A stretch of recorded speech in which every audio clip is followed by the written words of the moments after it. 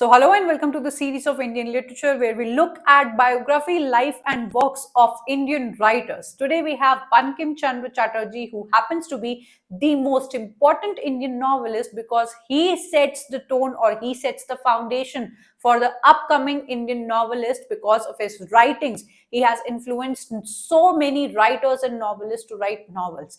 So he has contributed a lot to our Indian literature, and today we are going to look at the same. We are going to look at his biography. We are going to look at the titles that he was conferred upon. Then we are going to talk about all the works that you need to remember from this particular novelist. And lastly, we are going to see questions as we always do. So when I talk about Bankim Chandra Chatterjee, he is an Indian novelist, poet, and journalist. You need to keep this in mind. But there is one more important thing that you need to remember is the name. Now, when you see the exact name of this particular novelist is Chattopadhyay, but we call him as Chatterjee. Why do we do that?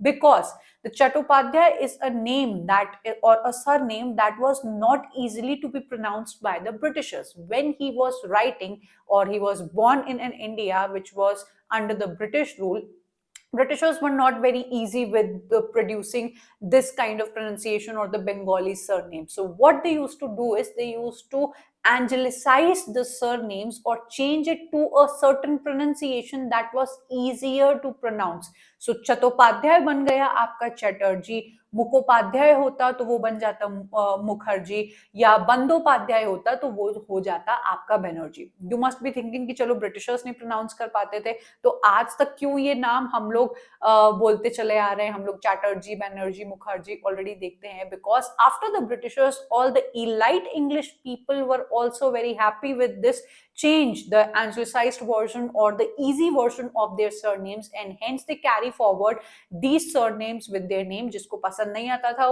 they continued with their original name, और जिनको पसंद आता था वो continue करते थे आपके anglicized version से. So when I talk about all the titles that this particular person was given, the number one thing is father of modern novel in India.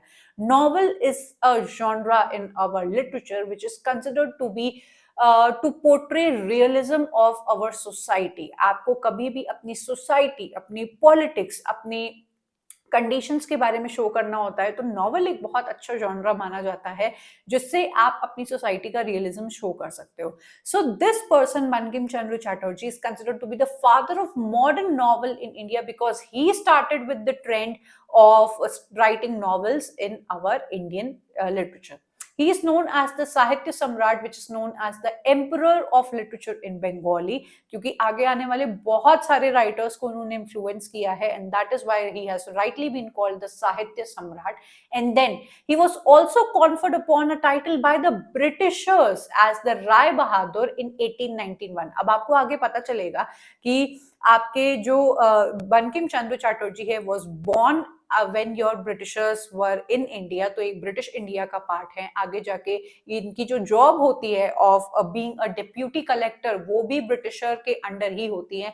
ये आपकी जो यूनिवर्सिटी है, the Calcutta university, the universities that was created by the Britishers, the Madras university, the Calcutta university, उनके सबसे पहले graduate was your Bankim Chandra Chatterjee. तो Britishers का बहुत अच्छा इन्फ्लुएंस रहा है इनके ऊपर, but yet you are going to see instead of being in their party, he was very vocal about the criticism of the Britishers or what they were doing in India, exploiting the Indians and what not. So इसकी वजह से आगे आपको पता चलेगा कि इनकी काफी सारे वर्क्स को ब्रिटिशर्स ने बैन तक कर दिया था because he was verbalizing all the exploitation that they were doing on Indians. So he was considered the first graduate of the newly established University of Calcutta. You have to remember this.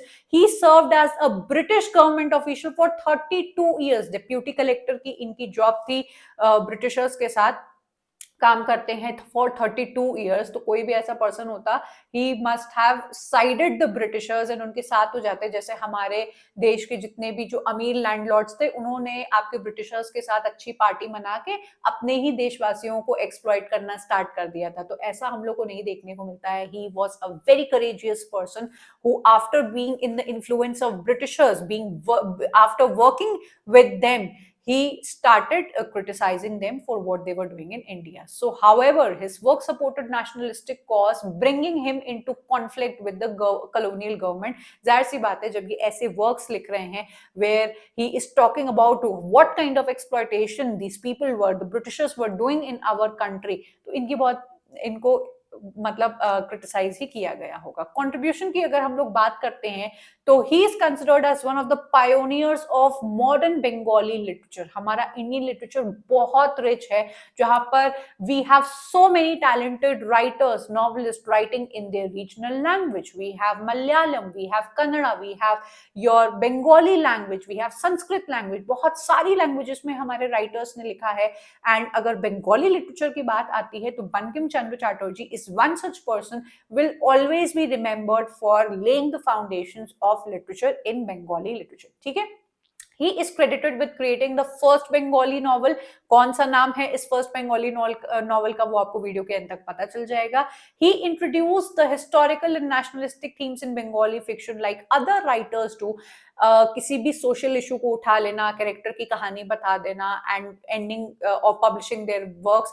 इनके works में not just being an author, ये आपके India की उस time की जो identity crush कर दी थी ब्रिटिशर्स ने, उसको यूनिफाई करने का काम करते हैं अपने वर्क्स के through. Because literature is considered a vehicle which can drive the youth together. जिस तरीके से आज हम लोग मूवीज को देखते हैं उस तरीके से तब मूवीज नहीं, तब हमारे लिटरेचर एक बहुत बड़ा ड्राइविंग फोर्स बनता था, जो यूज करते थे हमारे जितने भी writers to instil good thoughts in our youth. तो हमारी यूथ को, इंटायर कंट्री को, हमारी पेट्रियोटिज्म की फीलिंग को यूनिफाई किया है आपके बंकिम चंद्र चटर्जी ने अपने वर्क से.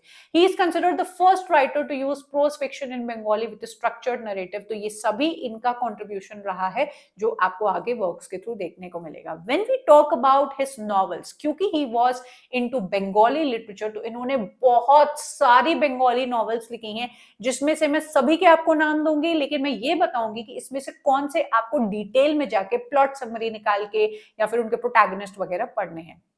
Number one work which is considered the first historical novel in your Bengali literature is Durgesh Nandini 1865.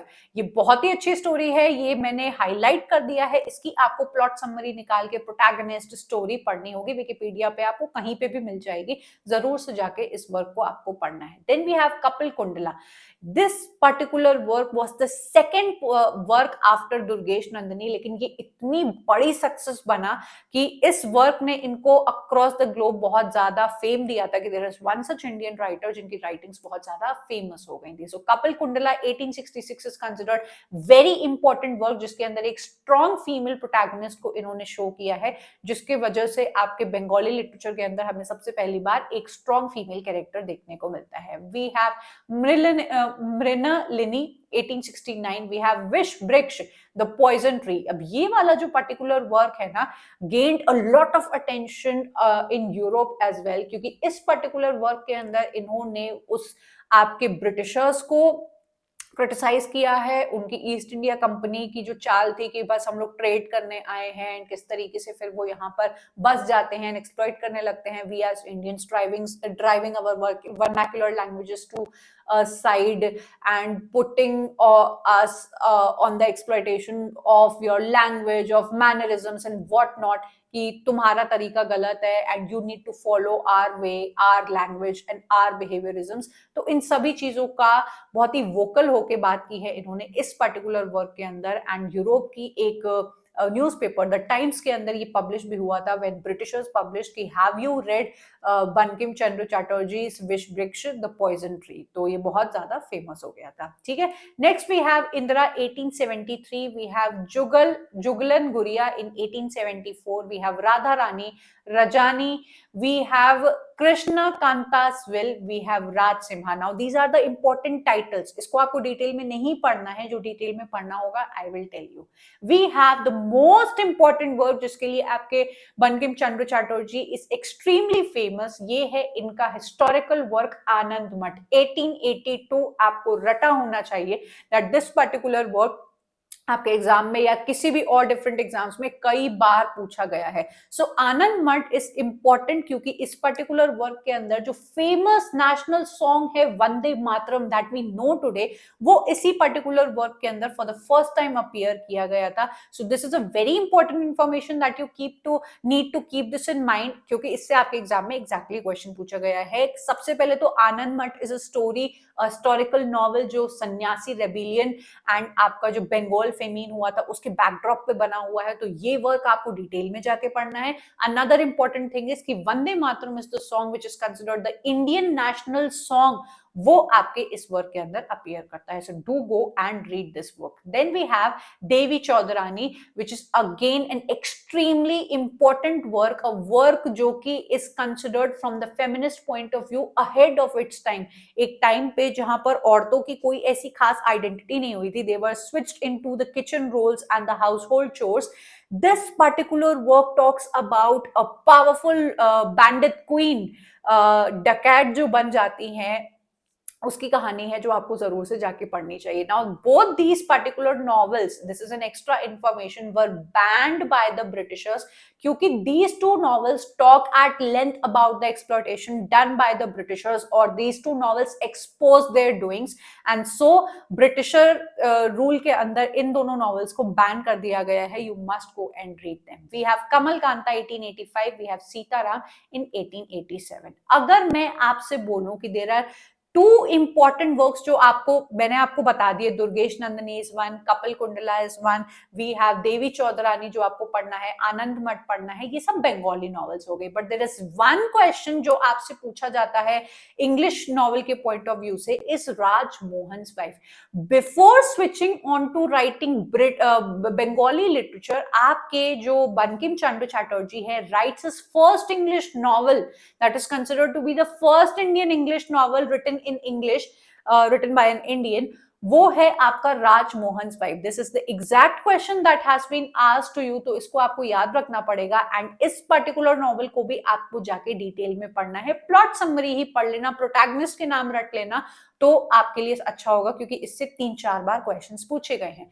This is considered to be the first Indian novel written in English. This was when इन्होंने बंगाली में shift करने से पहले एक बार अपनी English debut novel लिखी, and that is why this is considered to be the first Indian English novel. Now very important information, this particular novel was never published as a stand alone book. भाई कोई book या novel लिखी जाती है उसको publish कराया जाता है, बट नो, आपकी इस पर्टिकुलर नॉवल का जो स्टोरी है उसको सीरियल वाइज में एक मैगजीन में पब्लिश कराया था। And this is the exact information that has been asked by UGC NET कि इनकी ये जो राजमोहन वाइफ है, क्या वो पब्लिश करा दी गई थी या फिर it was published in a serialised form. जैसे वेब सीरीज आती है ना, आप एक सीरियल देखते हो, दूसरा सीरियल देखते हो, तीसरा सीरियल देखते हो, एंड सीरियल्स देखने के बाद आपकी कहानी एंड करती है। सेम गोज विद दिस कि this particular story was in part serialised in a particular magazine known as Indian Field in 1864. It was never published as a stand-alone work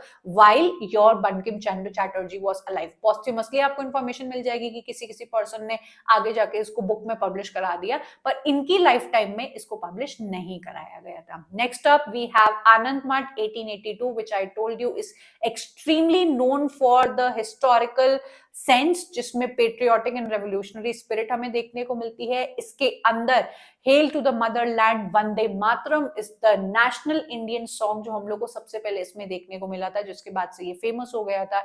the Indian National Congress adopted this particular song as the Indian national song after independence also, and आज तक हम लोग इसको पढ़ते हैं या सुनते हैं, or it's a very beautiful song.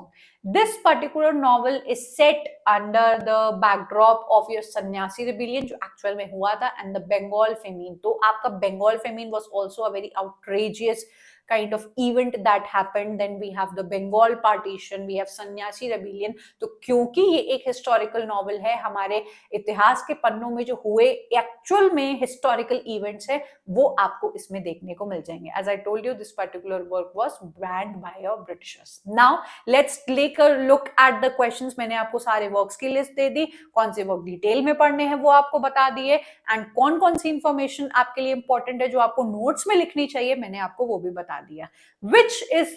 Which of the following is considered to be the first Indian novel in English? Now a very easy guess for you so that आपने इसको पढ़ लिया है. बंकिम चंद्र चटर्जी राजमोहन वाइफ. इसकी डेट आप लोग को याद रखनी है. I guess was 1865. याद रखिएगा. Which of the following text coins the slogan Vande Mataram? Again a very easy guess, लेकिन जिसने पढ़ा होगा उसी को ही आएगा. आनंद मठ के अंदर हमें ये सॉन्ग देखने को मिलता है. Next question is, which of the following statements on Raj Mohan's wife is not true? Now let us read all these statements and see कि क्या जो हम लोग ने content consume किया which was very small and pointer wise, क्या उसमें से ही हमारा question बनता है या नहीं. By common consent, Raj Mohan's wife is the first novel in English published by an Indian. True. The novel was serialized in 1864 in a short-lived magazine in Calcutta, जिसका नाम है Indian Field. तो ये point भी आपका correct बैठता है. Point number 3. Bankim Chandra published it soon after serialization and was elated in seeing its first copy. तो ये तो कुछ extra ही exaggerated version देखने को मिला. ये work कभी भी आपका इनकी lifetime में as a standalone work publish नहीं हुआ था. So this is an altered point जो आपका not true हो जाएगा. Point number 4 पढ़ते हैं. His vivid descriptions of the routine of Bengali households reveal a lot about the 19th century because literature is considered a mirror of the society. So when you read a particular novel, it very much shows the life of that particular century, of how that particular domestication or society is working at that particular time. तो answer आपका हो जाएगा point number 3. Now these are not the only questions that had been asked. अगर आप Indian literature को separately prepare करना चाहते हो तो इसके section wise questions का part बनकर इनके questions को लगा के अपने आप को evaluate कर सकते हो. And अगर आपको मुझसे पढ़ना अच्छा लगता है तो आप मेरे इन courses का part बन सकते हैं जहां पर मैंने इन्हीं आसान भाषा के थ्रू पूरे आपके लिटरेचर के सेक्शंस को with examples with explanation of the questions पढ़ा के रखा है. इनके फ्री डेमो लेक्चर्स अवेलेबल है. उनको अवेल करके आप जज कर सकते हो कि ये कोर्सेस आपके जर्नी के लिए कितने ज्यादा बेटर रहेंगे. Do be a part of my Telegram and WhatsApp channel because this is completely for free and यहाँ पर आपको डेली बेसिस पे पीवाईक्यू टेस्ट सीरीज एंड और भी बहुत सारी सर्विसेज मिल जाती है which I'm sure you do not want to miss out. I am going to leave your this video and I'm going to meet you up next in yet another video, hoping that you loved it. Wait for another video and we are going to continue this series. Bye and take care.